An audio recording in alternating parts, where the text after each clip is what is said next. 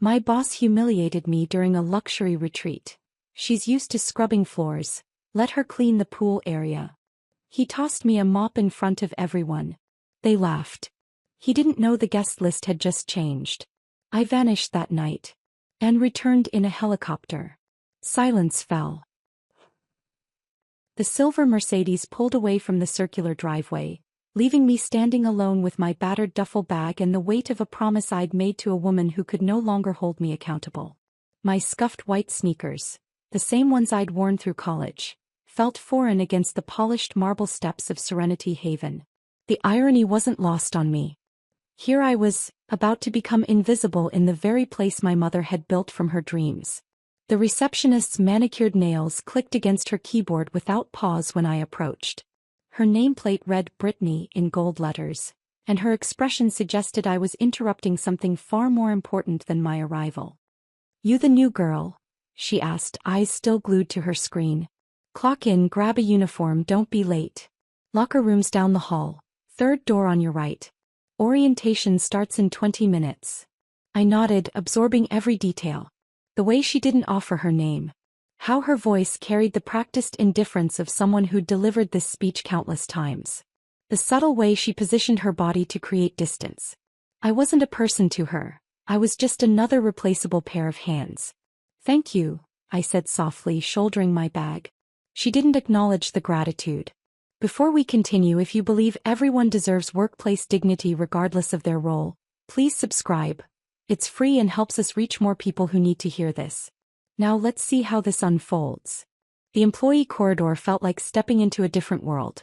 Gone were the warm earth tones and soft lighting of the guest areas. Here fluorescent bulbs buzzed overhead, casting harsh shadows on beige walls. My footsteps echoed against the linoleum floor, each step taking me further from the life I'd known and deeper into the reality my mother had wanted me to understand. From day one, I became a student of human behavior. During my first kitchen shift, I watched the head chef, Marcus, tear into a teenage prep cook who diced onions slightly too large. "We're not feeding pigs here," he screamed, his face flushed red. "Do it again, and this time use your brain." The kid's hands shook as he started over, and I saw something die behind his eyes. That spark of eagerness every new employee brings on their first day. But it was Scott Morrison, the operations head, who truly commanded attention. He moved through the halls like royalty inspecting his kingdom, his pressed khakis and polo shirt marking him as management even without his badge. "Remember, people," he'd announced during staff meetings, "you're all dispensable. There's a line of applicants waiting to take your place." He'd pause, letting the threat settle like dust. "Excellence isn't optional here. It's survival." The maintenance staff occupied an even lower rung on this invisible ladder. Jordan Martinez worked quietly, efficiently, his tool belt jangling softly as he moved through the shadows of early morning and late evening. Most people looked right through him as if he were part of the furniture. But I noticed how he held doors for the elderly housekeepers, how he always had a spare light bulb or a working pen when someone needed one. There was kindness in his silence, dignity in his invisibility. On my third day, while changing out of my uniform, I heard soft crying from the restroom stall. The sound was muffled, desperate, someone trying hard not to be heard. I recognized the voice. Emma, barely 19, with eager eyes and hands that worked twice as fast as anyone else's. She'd been assigned to the guest suites, the most scrutinized position in housekeeping. I didn't knock. Didn't ask questions. Instead, I reached into my bag and pulled out the granola bar I'd saved from lunch. I slid it under the stall door and waited. The crying stopped. A trembling hand reached down and took the offering. "Thank you," came a whispered voice. I squeezed her shoulder gently through the door and left without a word. Sometimes kindness speaks louder than conversation. The break room became my observatory. 20 minutes of unpaid time where masks slipped and real personalities emerged. Most tables buzzed with gossip or complaints, but one sat perpetually empty except for a single occupant. Gloria Santos had worked at Serenity Haven for 8 years, her silver hair always neat despite the physical demands of her job. She ate alone, read paperback novels with worn covers, and minded her own business with the wisdom of someone who'd learned when to speak and when to listen. One particularly exhausting afternoon, after scrubbing guest bathroom tiles until my knees ached, I collapsed into the chair across from her. She looked up from her apple slices and romance novel, studied my face for a moment, then patted the seat beside her. "I don't talk much either," she said, her voice carrying the faint trace of an accent I couldn't place. "But that doesn't mean we can't share the quiet." From that day forward we became companions in silence. She'd offer half her apple, I'd share my crackers. No life stories, no complaints about management, no gossip about coworkers. Just two women finding peace in each other's presence during the brief respite between shifts. My notebook became my constant companion. A small black journal where I recorded observations that might seem meaningless to others but painted a complete picture for me. Staff schedules, management habits, guest complaint patterns, maintenance issues that went unreported. During my lunch breaks, I'd sketch the layout of different floors, noting blind spots in security coverage and areas where employees felt safe to speak freely. It was during one of these sketching sessions that Jordan found me. I'd chosen a quiet corner near the loading dock, my pen moving quickly across the page as I mapped out the service corridors. "Planning an escape?" he asked, his tone light but curious. There was no judgment in his voice, just genuine interest. I looked up at him, really looked. He had kind eyes behind wire-rimmed glasses and calloused hands that spoke of honest work. "More like understanding the layout," I replied truthfully. "I learn better when I can see how everything connects." He nodded as if this made perfect sense. "This place has more hidden passages than most people realize. Built that way on purpose." He paused, then added quietly, "The woman who designed it understood that sometimes people need escape routes." My pen stopped moving. "The original owner?" "Yeah. Elena Hartley. She died a few years back, but everyone who worked for her still talks about how different things were then." His voice carried genuine respect. "She knew everyone's name, asked about their families. Made this place feel like family." I resumed sketching, but my hand trembled slightly. "What happened to her family?" "Has a daughter somewhere, I think. But she never comes around. Probably too busy with her fancy life to care about this place." He shrugged. "Can't say I blame her. Money changes people." If only he knew how wrong he was about that daughter. But my silence had become my greatest asset, and I wasn't about to abandon it now.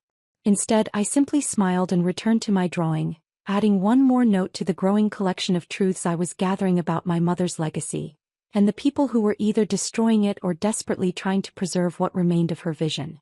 The email arrived on a Tuesday morning, marked with red exclamation points and Scott's signature aggressive tone. "VitaTech Industries full facility booking. Zero tolerance for mistakes.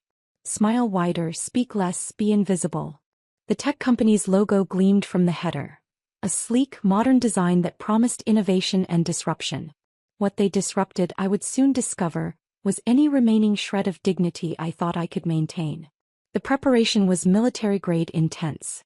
Extra housekeeping shifts, kitchen staff working double time, and groundskeepers trimming every blade of grass to perfection. Scott prowled the corridors like a general before battle, his clipboard clutched tight, barking orders with unprecedented fervor. "These people pay more in a weekend than most of you make in 6 months, he announced during the emergency staff meeting. Act accordingly." I drew the short straw, pool and patio duty under the merciless July sun. While other staff retreated to air-conditioned interiors between tasks, I spent my days scrubbing pool tiles, arranging lounge chairs in precise geometric patterns, and polishing glass surfaces that reflected the blazing heat back into my face. My uniform, already faded from countless washes, grew darker with sweat stains that no amount of laundering could eliminate. The VitaTech executives arrived in a convoy of black SUVs, their designer luggage handled by bellhops while they swept into the lobby wearing expensive casual wear, the kind of calculated informality that costs more than most people's monthly rent. I watched from behind the pool house, noting how they moved with the confidence of people who'd never questioned their right to occupy space. By the second day, the heat had become unbearable. The pool deck radiated warmth even through my rubber-soled shoes, and the metal handles of my cleaning equipment burned my palms. I found myself taking frequent breaks in the shade, pressing cold water bottles against my wrists to cool my overheated blood. None of the guests seemed to notice the temperature. They lounged comfortably under market umbrellas, their drinks perpetually refreshed by attentive servers. The wine mixer was scheduled for Friday evening, the crown jewel of their retreat package. String lights twinkled overhead, casting romantic shadows across the patio where I'd spent the week scrubbing. A jazz quartet played softly while servers circulated with champagne flutes and artisanal canapés. I was assigned to maintain the perimeter, emptying ashtrays and collecting abandoned glasses with the ghostly efficiency of good help. Scott appeared at my elbow as I bent to retrieve a discarded napkin. His cologne was overpowering in the evening heat, a cloying sweetness that made my stomach turn. "Make sure you stay busy," he hissed, his voice low enough that nearby guests couldn't hear. "These people don't want to see you standing around." I nodded, continuing my circuit. The conversations around me buzzed with industry jargon and corporate gossip. Acquisitions, market disruptions, personnel changes discussed with the casual cruelty of people who viewed human resources as exactly that, resources to be optimized or discarded. One executive laughed loudly about cleaning house in his engineering department, the metaphor hitting closer to home than he could have imagined. The moment arrived without warning. I was refilling the champagne bucket with ice when Scott's voice cut through the ambient chatter like a blade. "Perfect timing," he announced, his tone jovial but carrying an edge that made several conversations pause. "She's used to mops. Let her clean the pool drain too." The mop appeared in my peripheral vision before I could process what was happening. Scott's throw was deliberate, theatrical, a performance designed for maximum humiliation. The wooden handle struck the edge of the champagne bucket with a metallic clang, sending ice cubes scattering across the patio stones. Champagne splashed onto my apron, the bubbles catching the string lights like liquid diamonds. The silence that followed felt infinite. I could hear my own heartbeat, the distant jazz quartet, the gentle lap of pool water against tiles. Then came the laughter, not the warm, inclusive laughter of shared joy, but something sharp and predatory. It started with one person, then rippled outward like a toxic wave. Phones appeared in hands, cameras pointed in my direction as if I were part of the evening's entertainment. My body moved on autopilot. I bent down, retrieved the mop, and straightened slowly. My hands shook, not with fear but with a rage so pure it threatened to consume me from the inside. Every fiber of my being screamed to unleash years of business school training, to reveal exactly who they were laughing at, to watch their faces crumble as they realized their mistake. Instead, I turned and walked away. Each step felt like lifting concrete blocks, but I kept my spine straight and my chin level. The laughter followed me across the patio, through the pool gate, past the carefully manicured gardens my mother had designed. It echoed in my ears even after I'd reached the safety of the service corridor. From the kitchen window I caught sight of Gloria. She stood at the industrial sink, her hands motionless in the soapy water, watching the scene unfold with an expression I'd never seen before. Her gentle features had hardened into something resembling granite, and her eyes held a fury that made my own anger seem pale by comparison. She saw me looking and gave the slightest nod, not sympathy but recognition. She understood exactly what had just happened. But one woman in that crowd hadn't laughed. Nina Foster sat at a corner table, her wine glass untouched, her face a mask of professional composure that barely concealed her disgust. I'd noticed her earlier in the week. She asked servers their names, said please and thank you, and left her own towels folded neatly when she left the pool area. An anomaly in a group that treated service staff like decorative objects. Later, as I methodically wiped down lounge chairs in the fading light, she approached. Her footsteps were measured, deliberate, giving me time to compose myself. "Excuse me," she said quietly, her voice carrying genuine respect. When I looked up, she pressed a business card into my palm with practiced discretion. "If you ever need a witness, or a lawyer," she whispered, her eyes meeting mine with unmistakable sincerity. The card was elegant, expensive. Nina Foster, Employment Law, with a prestigious firm's letterhead. I slipped it into my apron pocket without a word, but she saw the gratitude in my eyes before turning away. That night, I folded towels for the last time in the laundry room that had become my second home. My hands moved automatically through the familiar motions while my mind processed the evening's events. I pulled out a piece of hotel stationery and wrote carefully, "Gloria, thank you for seeing me when others looked through me. Your kindness meant everything. I changed out of my uniform slowly, savoring the symbolic weight of removing each piece. The name tag went into the trash. The apron followed. I pulled on my own clothes, jeans and a simple t-shirt that felt like armor after days in that polyester prison. The rear service gate creaked as I pushed it open, stepping into the warm night air. Behind me, the retreat glowed with golden light, laughter still drifting from the patio where my humiliation had become their entertainment. I didn't look back. I didn't say goodbye. Some exits don't require explanations, they speak for themselves.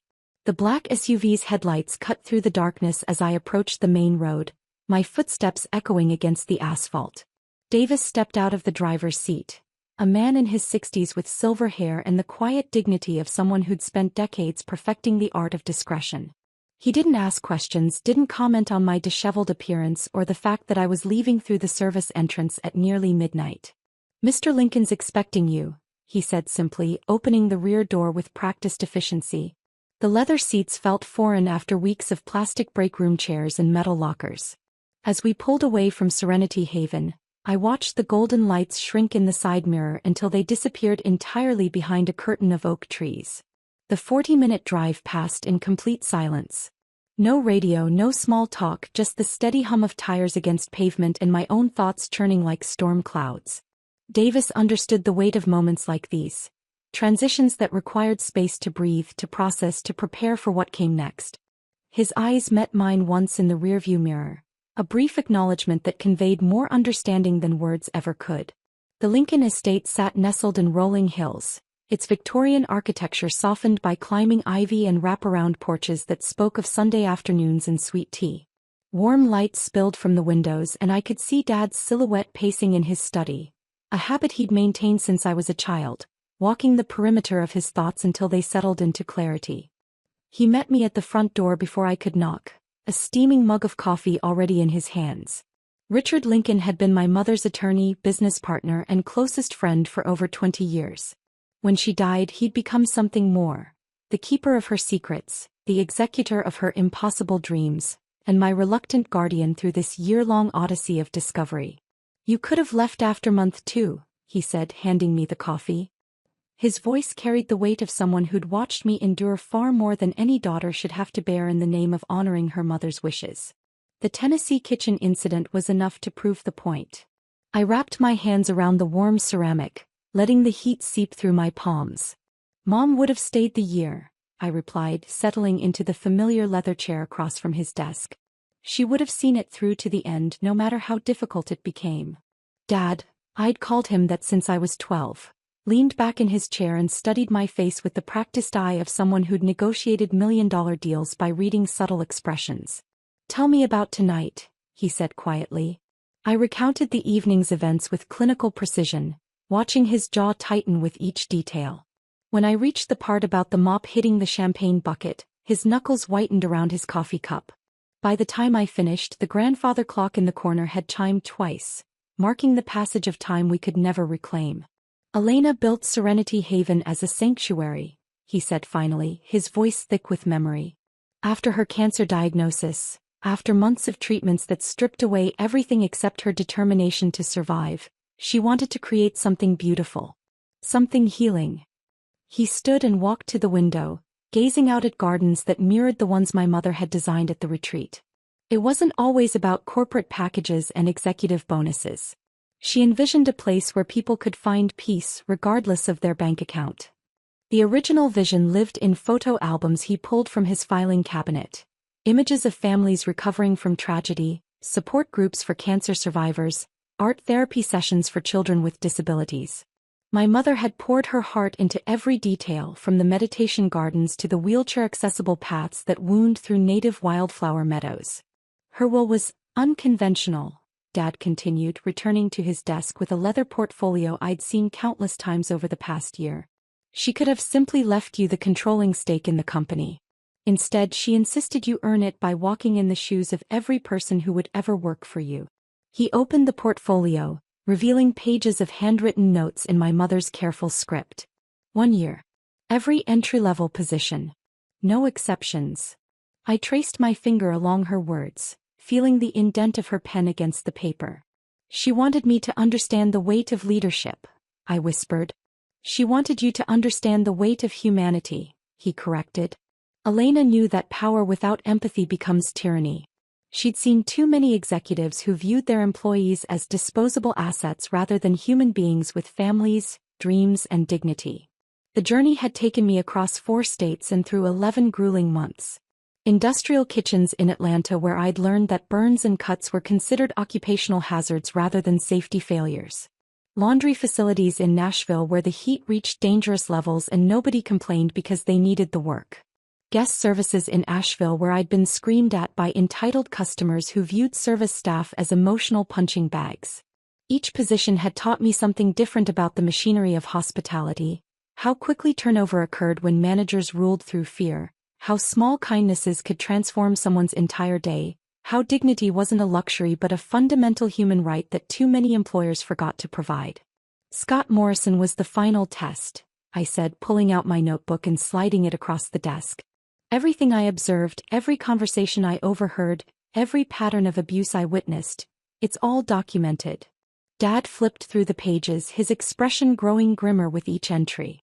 Staff turnover rates that approached 90% annually. Complaints that were filed and mysteriously disappeared. A toxic culture that had transformed my mother's sanctuary into exactly the kind of workplace she'd spent her life trying to reform. "We've seen enough," he said finally, closing the notebook with a decisive snap. His phone buzzed against the desk. A text message that made him smile for the first time all evening. "Your corporate identity has been activated.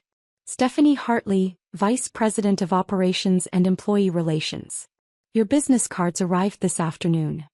I pulled out Nina Foster's card, the elegant lettering catching the lamplight. "I'm ready," I typed into my phone, sending the message that would set everything in motion. The response came within minutes. "I'll be there Monday morning. Time to make this right." My next call went to human resources at our corporate headquarters. The night manager, accustomed to emergency situations, answered on the second ring. "This is Stephanie Hartley. I need complete internal complaint records for Serenity Haven, dating back 3 years. Also staff turnover reports, exit interview transcripts, and any documentation related to Scott Morrison's management practices." My voice surprised me, calm, clear, carrying the authority I'd inherited but never fully claimed until this moment. "How quickly can you compile that information?" "We can have everything ready by Monday morning, Ms. Hartley. Is there anything else you need?" "Yes," I said, glancing at Dad, who nodded encouragingly. "Schedule a full facility audit for Tuesday. And arrange for temporary management coverage. We may need to make some immediate personnel changes." After hanging up, I sat in the familiar silence of Dad's study, surrounded by law books and family photos that included images of my mother from happier times. The woman in those pictures radiated the same quiet strength I'd been trying to channel all year, the same determination to create positive change in a world that often rewarded cruelty over compassion. "She'd be proud of you," Dad said softly, following my gaze to a photo of Mom cutting the ribbon at Serenity Haven's grand opening. "Not because you're about to seek justice, though that matters. She'd be proud because you chose to learn rather than judge, to understand rather than condemn." The truth behind the name, Hartley, carried more weight than I'd ever fully comprehended. It wasn't just about ownership or inheritance. It was about responsibility, legacy, and the courage to transform pain into purpose. Tomorrow would bring confrontation, difficult conversations, and the kind of leadership decisions that would define not just my career, but the kind of person I chose to become. Monday morning arrived with the kind of crisp clarity that makes everything seem possible. I chose my outfit with deliberate care, charcoal slacks that spoke of authority without arrogance, a navy blazer that commanded respect, and the pearl earrings my mother had worn to every important business meeting. The badge felt substantial in my palm. Stephanie Hartley, Field Auditor, Corporate Operations. No more polyester uniforms. No more anonymity. The front doors of Serenity Haven opened with a soft whoosh of air conditioning, and I stepped into the marble lobby where Brittany still sat behind her pristine reception desk. Her manicured fingers paused over her keyboard as I approached, her expression shifting from practiced indifference to curiosity. She didn't recognize me. 3 weeks had transformed more than just my clothing. "Good morning," I said, presenting my badge with the same professional courtesy I'd once craved from her. "Stephanie Hartley, Corporate Operations. I'll need access to the staff briefing room in 15 minutes. Her eyes widened as she processed the name. Hartley, like the plaques throughout the building, like the company letterhead. Of course, Ms. Hartley. Should I notify Mr. Morrison? That won't be necessary, I replied, watching recognition dawn across her features. He'll be informed shortly. The employee corridor felt different now, charged with anticipation rather than resignation. Word traveled fast in places like this. By the time I reached the briefing room, conversations had shifted to hushed whispers and questioning glances. The fluorescent lights that had once felt harsh now illuminated a space about to undergo transformation. Sandra Williams from corporate HR had arrived 30 minutes earlier, her briefcase packed with documentation that would reshape everything. A woman in her 50s with silver-streaked hair and the no-nonsense demeanor of someone who'd spent decades cleaning up other people's messes, she reviewed her files one final time as staff members filtered into the room. I watched familiar faces claim their usual seats. Jordan near the back, his tool belt traded for clean khakis and a button-down shirt that made him look younger, more hopeful. Emma, the young cleaner who'd cried in the bathroom stall, chose a middle-row seat, her posture straighter than I'd ever seen it. And there was Gloria, settling into her customary corner chair with the quiet dignity that had drawn me to her weeks ago. When Scott entered, the room's energy shifted perceptibly. He wore his usual uniform of pressed khakis and a polo shirt, his clipboard clutched like a shield against whatever corporate audit was about to disrupt his carefully constructed kingdom. His eyes swept the room with practiced authority until they landed on me. For a split second, confusion flickered across his features. He'd seen me before, somewhere sometime, but couldn't quite place the context. Then Sandra stood and his attention shifted to the immediate threat of a corporate HR review. "Good morning, everyone," I began, my voice carrying through the room with calm authority. "We're here today to review ethical conduct standards at Serenity Haven. This facility has a proud history of hospitality excellence, and we want to ensure that extends to how we treat each other as colleagues and team members." Whispers rippled through the assembled staff like wind through tall grass. I saw Marcus, the kitchen manager, shift uncomfortably in his seat. The housekeeping supervisor's face had gone pale. And Gloria, dear Gloria, dropped her pen with a soft clatter that seemed to echo in the sudden silence.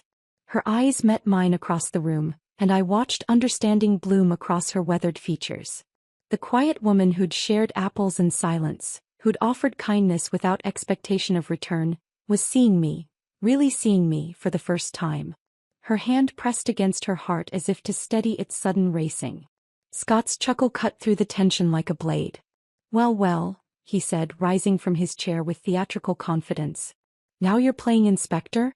What's next, gonna teach us all how to fold towels properly?" The condescension in his voice was palpable, designed to diminish me in front of the very people who'd watched him humiliate others countless times. I reached into my briefcase and withdrew a manila folder thick with documentation. "These are formal staff complaints and guest incident reports linked directly to your management practices, Mr. Morrison," I said, extending the folder toward him. 23 documented cases of workplace harassment, hostile behavior toward employees, and conduct violations spanning the past 18 months. His confident smirk faltered as he opened the folder. I watched his face drain of color as he recognized incident report after incident report, complaints he'd dismissed, grievances he'd buried, testimonies from staff members who'd finally found the courage to speak their truth. "This is ridiculous," he sputtered, but his voice lacked its usual conviction. "These people complain about everything. You can't run a business by coddling every—" "Mr. Morrison," Sandra interrupted, her tone carrying the weight of decades in human resources. "Based on these documented violations and witness statements, corporate has approved your immediate suspension pending a full investigation. You'll need to surrender your access cards and any company property." The silence that followed was deafening. No one moved. No one breathed. Scott's face cycled through disbelief, anger, and finally a kind of desperate panic as the reality of his situation crystallized. He looked around the room, perhaps expecting someone to defend him, to speak up on his behalf. Instead, he found only the faces of people he'd spent months terrorizing, watching him face consequences for the first time. He stormed toward the door, his clipboard clattering to the floor as he shoved past Jordan's chair. "This isn't over," he muttered, though whether to me or the room in general remained unclear. The door slammed behind him with a finality that seemed to release something in the air, tension that had been building for months, fear that had kept good people silent for far too long. No one clapped. No one cheered. The moment was too heavy, too significant for celebration. Instead, there was a collective exhale, as if everyone had been holding their breath for longer than they'd realized. Later that afternoon, I found myself in the retreat's main conference room, facing the VitaTech executives who were scheduled to remain for 2 more days. Nina Foster sat in the front row, her expression unreadable but her presence deeply reassuring. The others arranged themselves in clusters, their expensive casual wear and confident postures marking them as people unaccustomed to being lectured about their behavior. 3 nights ago, I began, my voice steady despite the weight of what I was about to share. I stood in this very building wearing a housekeeping uniform, carrying a mop that had been thrown at my feet for your entertainment. Murmurs of recognition rippled through the group as memories clicked into place. You laughed. You took photos. You treated a human being's dignity as disposable for the sake of a moment's amusement. One woman in the back row dabbed at her eyes with a tissue, her face flushed with what I hoped was shame. Others shifted uncomfortably, suddenly finding their phones or the table surface infinitely interesting. But Nina sat with her arms crossed and her face radiating pride, the look of someone who'd chosen correctly when it mattered most. I want to tell you about the real cost of that laughter, I continued, and for the next 20 minutes I shared not just my story, but the stories of every person who'd ever been dismissed, degraded, or dehumanized in the name of someone else's entertainment. The room grew quieter with each word, the weight of collective responsibility settling over them like a heavy blanket. When I finished, the silence stretched long enough to feel permanent. Finally, the VitaTech CEO, a man who'd laughed loudest that night, cleared his throat. "Miss Hartley," he said, his voice noticeably subdued, "we owe you and your entire staff a formal apology. This isn't who we want to be as a company." It was a start. Not redemption perhaps, but recognition. And sometimes recognition is where real change begins. The VitaTech executives departed on Wednesday morning, their luggage heavier with the weight of uncomfortable truths. As their black SUVs disappeared down the winding driveway, I found myself standing alone in the employee break room, holding an object that had become far more than cleaning equipment. The mop, the same one Scott had thrown at my feet, rested against the wall where someone had carefully cleaned and positioned it. Jordan appeared in the doorway, a measuring tape in one hand and a curious expression on his face. "You sure about this?" he asked, eyeing the clear display case he'd helped me order from a local craftsman. The glass was pristine, the wooden base crafted from reclaimed oak that matched the retreat's rustic aesthetic. "Absolutely certain," I replied, lifting the mop with reverence rather than resignation. Inside the case it looked transformed, not a tool of humiliation but a symbol of dignity reclaimed. The brass plaque Jordan had engraved read simply, "Respect starts here." As words spread through the building, staff members began filtering into the break room throughout the afternoon. They came quietly, individually, some touching the glass with gentle fingers, others simply standing in contemplative silence. Emma, the young cleaner who'd become my first ally in kindness, traced the letters on the plaque with tears in her eyes. "It's beautiful," she whispered. The real work began that evening in my temporary office, formerly Scott's domain, now stripped of his aggressive motivational posters and redecorated with plants and comfortable seating. I spread the existing training manuals across my desk, their corporate-speak language and intimidating legal jargon painting a picture of an organization more concerned with protecting itself than supporting its people. Page by page I rewrote everything. Where the old manual stated, "Employees must maintain professional appearance standards at all times," the new version read, "We believe everyone deserves to feel confident and comfortable while representing our team. Instead of failure to comply will result in disciplinary action," I wrote. "If you need support meeting any of these guidelines, please speak with your supervisor or HR representative." The anonymous reporting system required delicate engineering.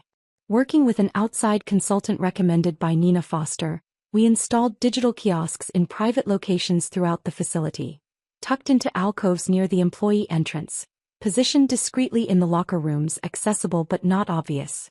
Staff could report concerns, suggestions, or compliments without fear of retaliation. Dr. Sarah Chin arrived the following Monday, her warm smile and gentle demeanor immediately putting nervous employees at ease.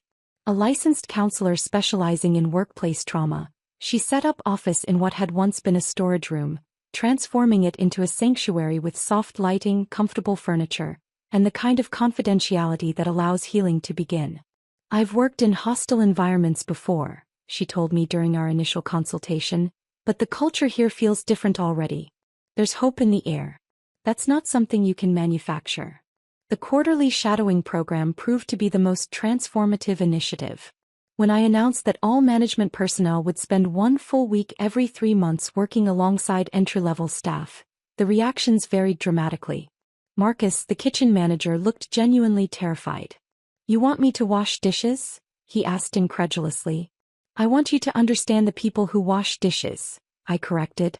"Their challenges, their insights, their contributions to our success." His first day on dish duty was humbling. By hour 3, his pristine chef's coat was soaked with sweat and steam. By hour 6, he was chatting with the prep cooks about equipment improvements they'd been suggesting for months. By week's end, he'd implemented 3 efficiency changes that cut cleaning time by 30% while improving working conditions. The transformation rippled through every department. Housekeeping supervisors discovered that their staff had brilliant ideas about room turnaround procedures. Front desk managers learned about the physical toll of carrying heavy linens up 3 flights of stairs when the service elevator broke down. Maintenance supervisors realized their team had been jerry-rigging solutions to problems that could be permanently fixed with modest equipment investments. Gloria's metamorphosis was the most remarkable to witness. No longer relegated to solitary lunches, she found herself surrounded by colleagues eager to hear her stories and benefit from her decades of institutional knowledge. When I offered her the position of staff mentor, a newly created role focused on supporting new employees and facilitating communication between departments, her eyes filled with tears. "I never thought anyone saw me as more than just background," she admitted, her voice trembling with emotion. "You've given me back my voice." Jordan's promotion to facilities coordinator came with a 40% salary increase and the authority to implement the safety and efficiency improvements he'd been quietly noting for years. His first official act was installing ergonomic floor mats in the kitchen, dramatically reducing the back strain that had plagued staff for months. Emma's journey from crying in bathroom stalls to housekeeping team lead exemplified the kind of growth that became possible when people felt valued rather than expendable. Her natural empathy and attention to detail, once overlooked by previous management, made her exactly the kind of leader who could inspire rather than intimidate. The halls began echoing with genuine laughter again. Not the nervous chuckles of people walking on eggshells, but the easy camaraderie of colleagues who respected each other. Conversations flowed more freely. Suggestions were offered without fear. Problems were solved collaboratively rather than through intimidation. Scott's departure was handled with professional discretion. No press releases, no dramatic confrontations, just a final paycheck and a mailed letter outlining the terms of his separation. I made a conscious decision never to speak his name again within these walls. He'd caused enough damage. He wouldn't be granted the power to continue haunting the people he'd tormented. "Some people collect grudges," Dr. Chin observed during one of our weekly check-ins. "You're collecting healers." One evening in late August, as golden sunlight streamed through my office windows, I discovered a homemade apple pie on my desk.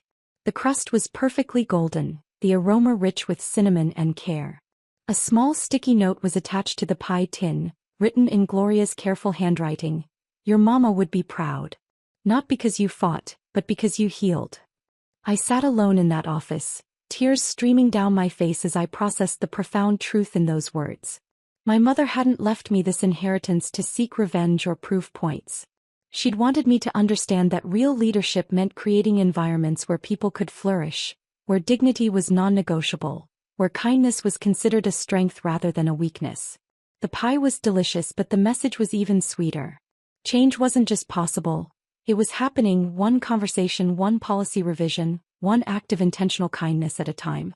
In transforming Serenity Haven, I was discovering that healing others had somehow healed something broken inside myself as well.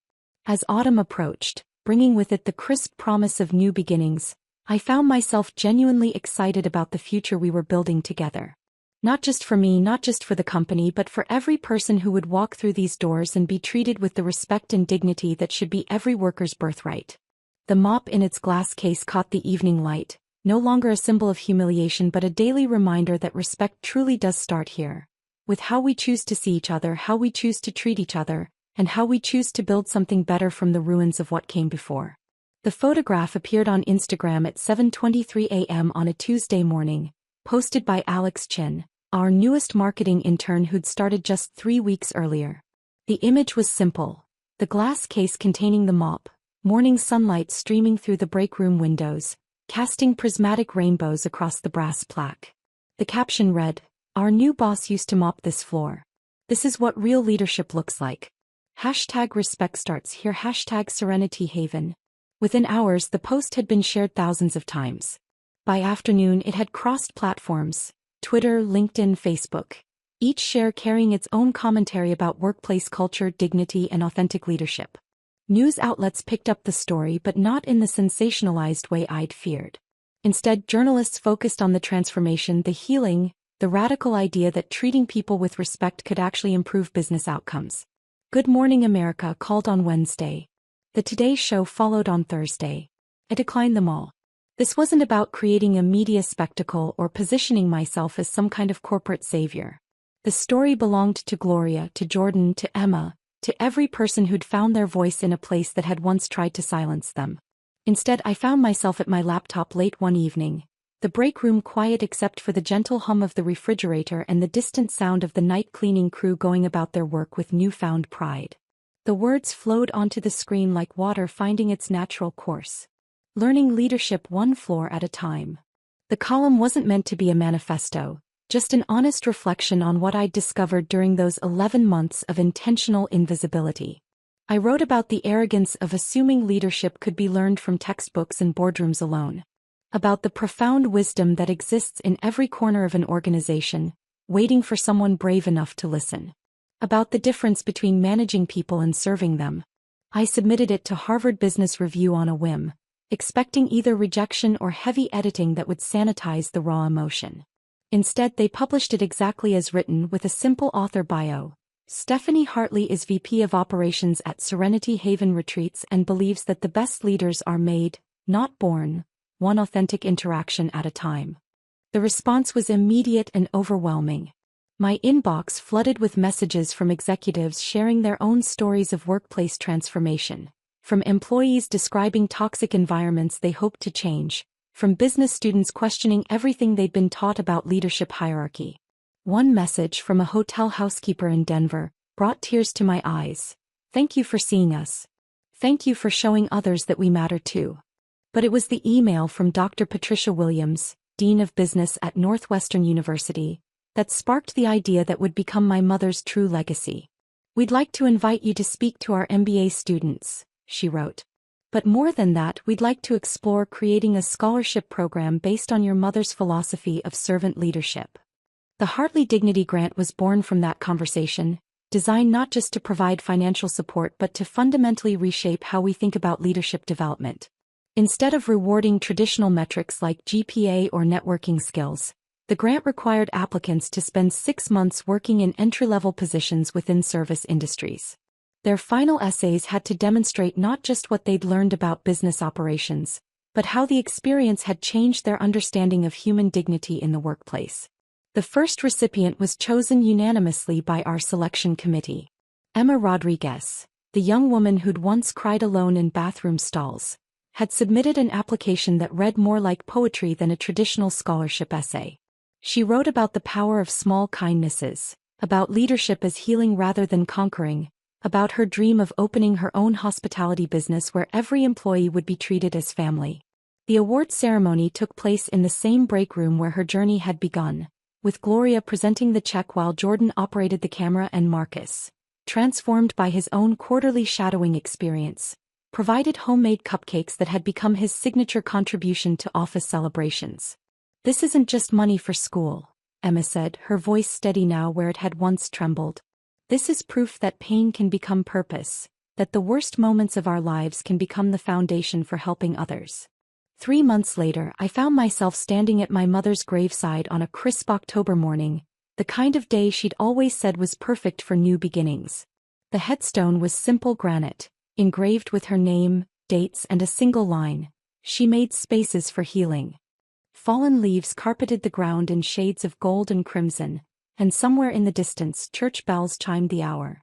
I knelt and placed 2 items at the base of the stone. A rolled cleaning rag, not the mop from the display case, but a fresh cloth that symbolized ongoing work rather than past trauma, and a single white gardenia, her favorite flower. The gardenia had been surprisingly difficult to find in October, requiring calls to 3 different florists before I located one willing to special order it. I walked every step, I whispered, my breath visible in the cool air. Just like you wanted me to. Just like you did when you were building something beautiful from something broken. The words felt simultaneously enormous and intimate, a conversation across the veil of mortality that somehow felt as natural as our talks had been when she was alive. A groundskeeper worked quietly in the distance, raking leaves with the methodical care of someone who understood that tending to sacred spaces was itself a form of ministry. He nodded respectfully as our eyes met, one caretaker acknowledging another. Monday morning found me arriving at Serenity Haven before sunrise, not because I had to but because I wanted to. The building felt different in those quiet early hours, expectant, peaceful, humming with the potential energy of a place where good things were happening. I made coffee in the break room using the commercial machine that had intimidated me during my first week as a cleaner but now felt like an old friend. When Gloria arrived at her usual time, she found me sitting at our familiar table with 2 steaming mugs and a plate of the cinnamon cookies she'd mentioned liking during one of our silent lunches months ago. No cameras captured the moment. No social media posts documented our conversation about her grandchildren, her garden, her plans for the quilting class she was teaching at the community center. "You know what I love most about this?" she said, gesturing around the break room where other early arrivals were beginning to filter in, their greetings warm and genuine rather than perfunctory. "It's not that you changed everything overnight. It's that you proved change was possible at all." Through the windows, I could see Jordan consulting with a landscape architect about expanding the meditation garden, Emma training 2 new housekeeping staff with the patience and encouragement she'd once desperately needed, Marcus laughing with his prep cooks over some shared joke that would have been impossible during the regime of fear that had once governed this place.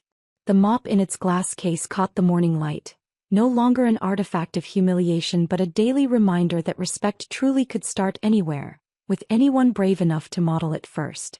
This was exactly where I belonged, not above the work, but within it, part of the ongoing effort to create something worthy of my mother's memory and everyone who would call this place their professional home.